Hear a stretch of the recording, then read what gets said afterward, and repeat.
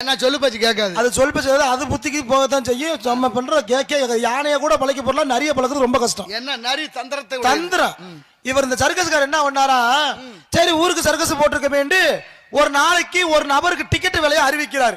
Ticket விலை அறிவிச்சா எவ்வளவு கேக்குறா, ஒரு ஆளுக்கு டிக்கெட் விலை 500 ரூபாய். இவர் சிங்கம் கரடி புலி சிறுத்தை எல்லாத்தையும் வச்சிருக்காருல்ல, அதனால ஒரு ஆளுக்கு டிக்கெட் 500 ரூபான்னு சொல்ல 500 ரூபான்னு டிக்கெட்டை போட்டு உக்காந்துருக்காரு. ஒருத்தன் கூட போகல.